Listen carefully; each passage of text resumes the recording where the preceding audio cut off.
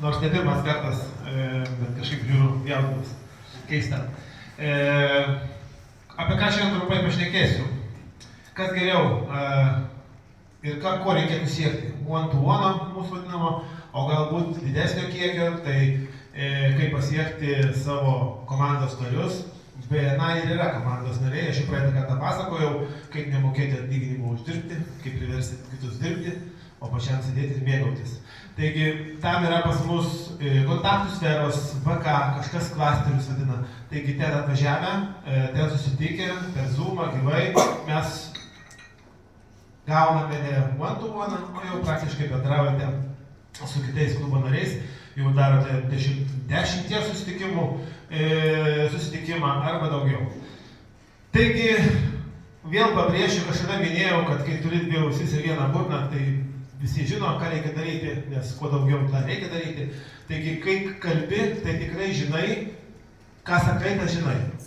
Taigi, jeigu mes paklausytumėm, tai tikrai sužinotumėm dar daugiau, negu tu žinai. Tai paprasčiausias dalykas – klausytis. Tai kai einam į one-to-one, nereikia įsivaizduoti, kad reikia iš karto kažką parduoti.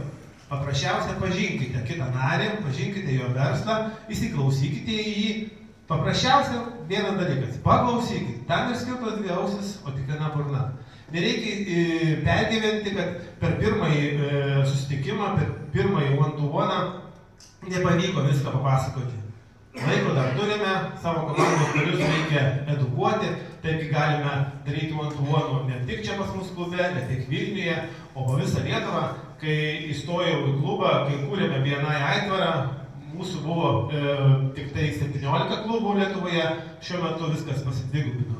Taigi darbo pakankamai tikrai turime visi daugiau, jeigu norime savo produktą, savo paslaugą kokybiškai pasiūlyti visai Lietuvai ir kas svarbiausia, įtikinti savo BNI narį, kad jis irgi klausytųsi savo klientų. Kai klientas skundžiasi, ką reikia daryti? Reikia jam ištiesti pagalbos ranką, pasiūlyti arba savo paslaugą, arba savo partnerio iš BNI klubo paslaugą. Be abejo, jeigu norim siūlyti, mes turime gerai užgarantuotai žinoti, kad tas BNI narys tinkamai atliks paslaugą ir jums nesugadins santykių su klientais. Detaliau išsiaiškinti, ką kiti veikia, visa Lietuva, prašom. Žmonės tikrai nesikuklina, pasako, kaip jiems sekėsi, kaip jie to pasiekė.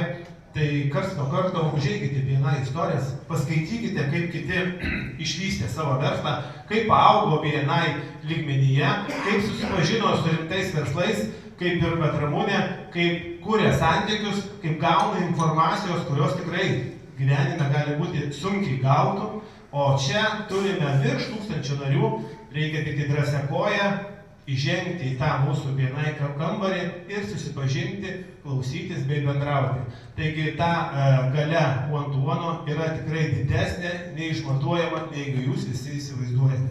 Taigi drąsiai naudokitės BNI sistema ir kalkite pinigus.